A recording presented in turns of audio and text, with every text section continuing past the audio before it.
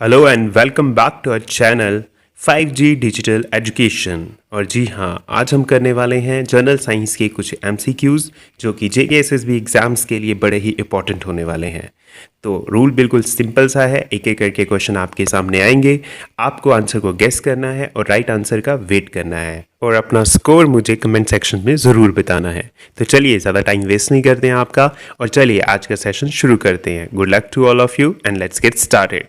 तो सबसे पहला क्वेश्चन आ रहा है, there are several levels of protein structure the most complex of which is. Protein structures के बारे में आपने पढ़ा होगा, तो बड़े टाइप्स के होते हैं प्रोटीन स्ट्रक्चर्स के, लेवल्स होते हैं। आपने बताना है कि कौन सा प्रोटीन स्ट्रक्चर का जो लेवल है वो सबसे कॉम्प्लेक्स है। ऑप्शन ए है primary, B secondary, C tertiary and D quaternary. जल्दी से आंसर को गेस कर लें, मैं राइट आंसर बताने लगा हूं आपको। And the right answer is option D, quaternary. तो क्वाटरनरी लेवल का जो प्रोटीन स्ट्रक्चर होता है दैट इज वेरी कम्प्लेक्स। चलिए नेक्स्ट देखते हैं question number 2। Animals store glucose in the form of. बहुत इंपॉर्टेंट क्वेश्चन है कि एनिमल ग्लूकोज को किस तरीके से स्टोर रखते हैं। ऑप्शन ए है amylose, option B glycogen, option C glycerol, option D guanine.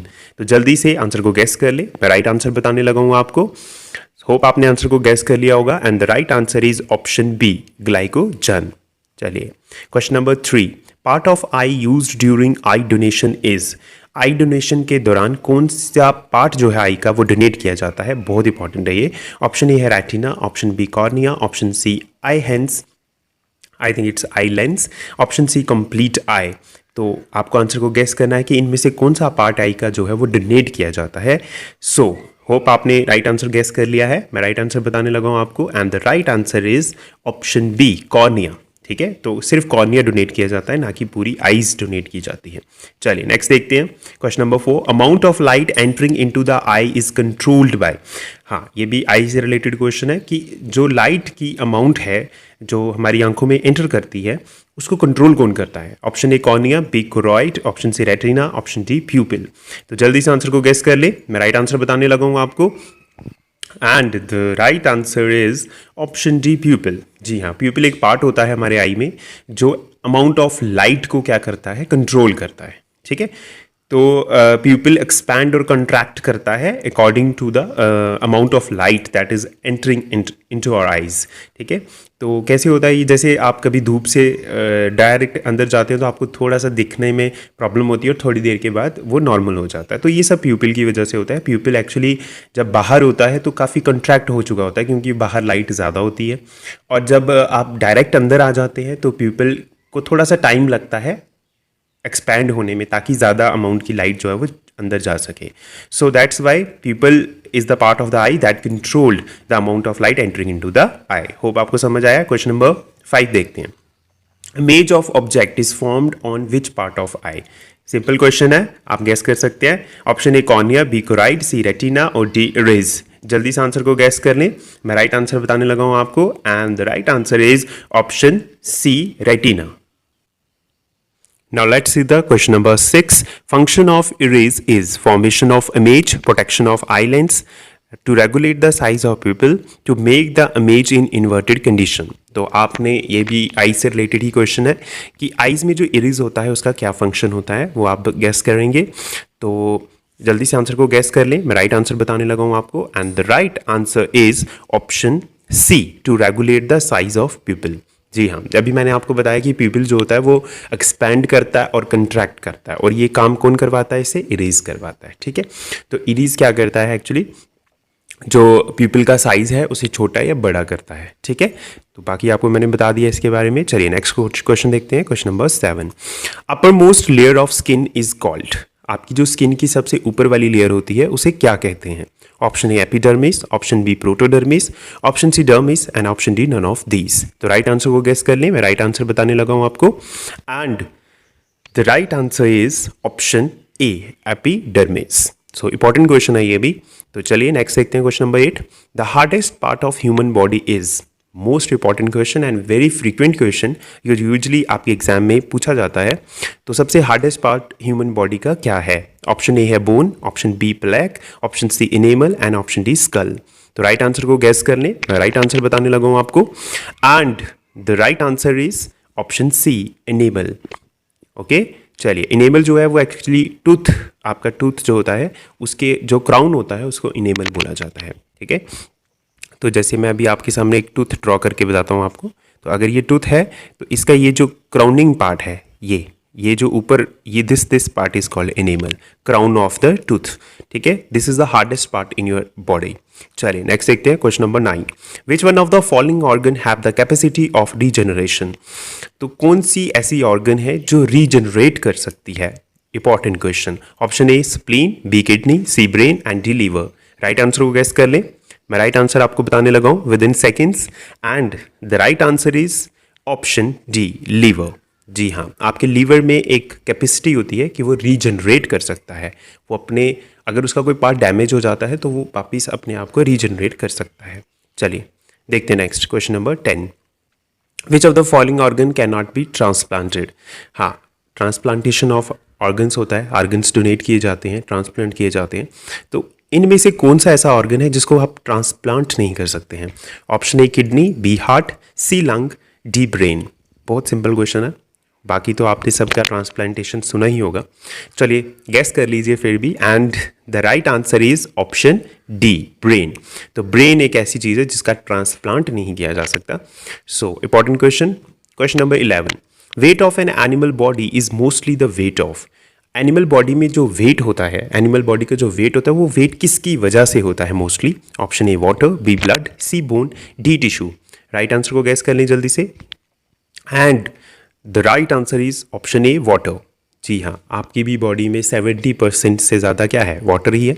So water की वजह से किसी भी एनिमल का, किसी भी ऑर्गेनिज्म का वेट जो है वो ज़्यादा होता है। चलिए देखते हैं question number 12।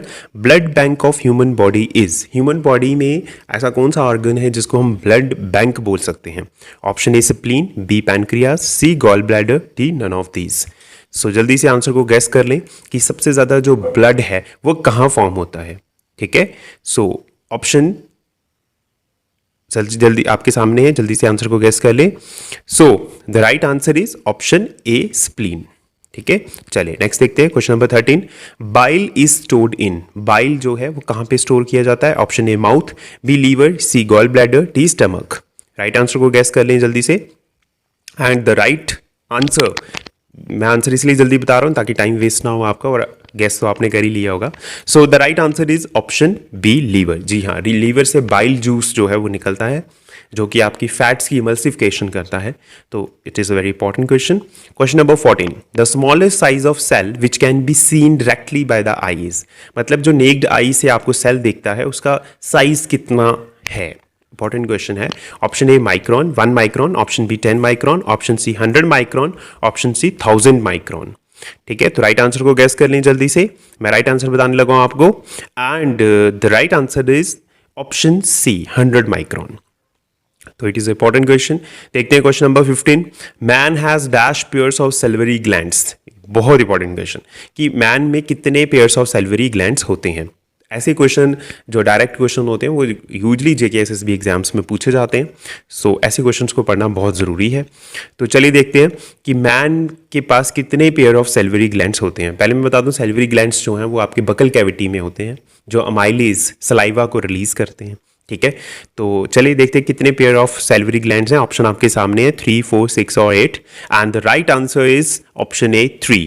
3 pair of salivary glands होते हैं। ये क्वेश्चन बहुत इंपॉर्टेंट है, इसको याद रखिएगा। चलिए देखते हैं question number 16।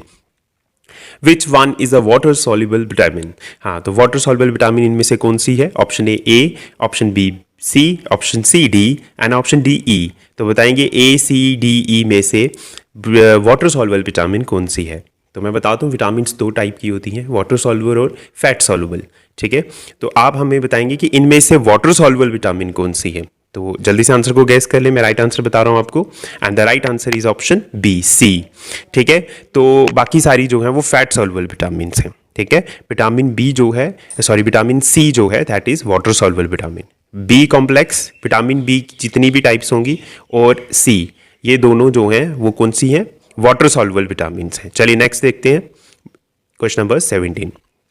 The metallic part of haemoglobin is, metallic part जो है हीमोग्लोबिन का वो क्या है? Option A copper, B molybdenum, option C nickel and option D iron. जल्दी से आंसर को गैस कर लें कि हीमोग्लोबिन में जो मेटल होता है वो कौन सा मेटल होता है। आप ऐसे भी कर सकते हैं, तो कॉपर है, मोलिब्डेनम है, निकल है या आयरन है। राइट आंसर गैस कर लिया होगा आपने, and the right answer is option D iron. आपको पता ही है आयरन जो है, क्योंकि आपने सुना होगा कि ब्लड में आयरन होता है, ऐसा सही है क्योंकि आयरन ही जो है वो हीमोग्लोबिन के साथ कंबाइन करता है, तो ये बड़ा इंपॉर्टेंट है। चलिए देखते हैं next question, question number 18। Oxygen transport is a function of, oxygen transport जो है वो किसका फंक्शन है? Option A white blood cells, option B red blood cells, option C blood platelets and option D plasma. Right answer को guess कर लें, मैं right answer बताने लगा हूं आपको, and the right answer is option B red blood corpuscles. तो ये बिल्कुल सही है, आरबीसीज जो रेड ब्लड सेल्स होते हैं वही ऑक्सीजन को ट्रांसपोर्ट करते हैं through out your body. So important question. चलिए नेक्स्ट देखते हैं। अच्छा, आप मुझे कमेंट सेक्शन में बताएंगे कि आरबीसी का लाइफ स्पैन कितने दिन का होता है, कितनी देर के लिए ये जिंदा रहते हैं और ये बनते कहाँ पे हैं। इन दोनों क्वेश्चन का आंसर आप मुझे बताएंगे कि आरबीसी फॉर्म कहाँ पे होते हैं और इनका लाइफ स्पैन कितनी देर का होता है। चलिए नेक्स्ट देखते हैं question number 19। In plants water is carried upwards by, plants में पानी जो होता है वो रूट से आता है, तो अपवर्ड कैरी कौन करता है उसे? Option A phloem, option B parenchyma, option C xylem and option D meristem. तो जल्दी से आंसर को गैस कर लें, अगर आपको आता है बहुत अच्छी बात है, नहीं आता है तो राइट आंसर का वेट करें, मैं राइट आंसर बताने लगा हूं आपको, and the right answer is option C xylem. याद रखना, जाइलम जो है वो वाटर को कैरी करता है और जो फ्लोएम है वो फूड को कैरी करता है। सो इट इज इंपॉर्टेंट, ठीक है। फ्लोएम जो है वो किसको कैरी करता है? फूड को कैरी करता है। सो इंपॉर्टेंट क्वेश्चन है। चलिए नेक्स्ट देखते हैं question number 20। Carbohydrates are mainly needed for, carbohydrates की जरूरत जो है वो किसके लिए है? मेनली ग्रोथ के लिए है, इम्यूनिटी के लिए, रिपेयर के लिए या एनर्जी के लिए? ठीक है, तो जल्दी से आंसर को गेस कर ले कि कार्बोहाइड्रेट्स हमें मेनली क्यों चाहिए, किस चीज़ के लिए चाहिए। ऑप्शन आपके सामने है, मैंने बता दी है आपको। राइट आंसर आने वाला है and the right answer is option D energy. तो याद रखना, carbohydrates are energy giving foods, so it is important. चलिए नेक्स्ट देखते हैं question number 21। The father of genetic is, important question, father of genetics किसे बोला जाता है? Option A Mendel, option B Morgan, option C Darwin, option D Muller. तो right answer को guess कर ले, मैं राइट आंसर बताने लगा हूं आपको, and the right answer is option A Mendel. हाँ, मैंडल को फादर ऑफ जेनेटिक्स बोला जाता है, आपने 9-10 क्लासेस में पढ़ा भी होगा, ठीक है। तो मैंडल जो है, जिन्होंने मटर पर काफ़ी एक्सपेरिमेंट्स किए हैं, वो हैं फादर ऑफ जेनेटिक्स। देखते हैं question number 22। The process of getting rid of wastage by the living organism is known as, वो प्रोसेस जिसे लिविंग ऑर्गेनिज्म अपनी वेस्टेज को रिलीज करते हैं, रिमूव करते हैं अपनी बॉडी से, उसको क्या बोला जाता है? Option A incretion, option B excretion, option B both of the verb and option D none of these. So right answer को गेस कर ले जल्दी से, मेरा आंसर बताने लगा हूं आपको, and the right answer is option B excretion बोला जाता है the process of getting rid of wastage from their body. चलिए देखते हैं question number 23। Breathing is the part of process which is known as. तो ब्रीदिंग जो है वो कौन सा जो प्रोसेस है उसका पार्ट है? Aspiration, respiration, both, none of these. तो बहुत इजी क्वेश्चन है, आपको पता ही होगा।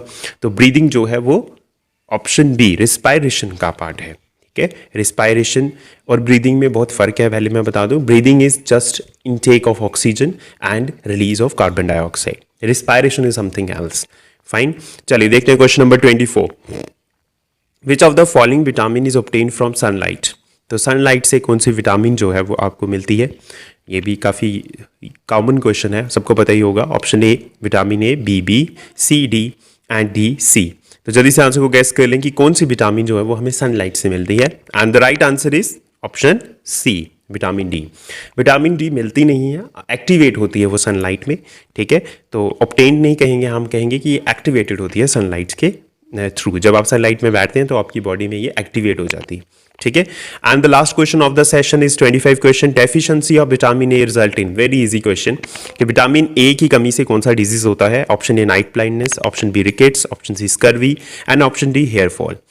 सो आई थिंक आपको आंसर पता ही होगा, and the right answer is option A, night blindness होता है विटामिन ए की डेफिशिएंसी से। होप आपको सेशन अच्छा लगा होगा। जी हाँ, और आप मुझे कमेंट सेक्शन में बता सकते हैं कि आपको नेक्स्ट साइंस में कौन सा टॉपिक चाहिए, किससे रिलेटेड क्वेश्चन चाहिए, कमेंट सेक्शन में ज़रूर बताइएगा, उसी पे हम वीडियो लेकर आएंगे। So thank you for watching me, for hearing me. Have a good day, nice, stay safe and stay home. Bye bye.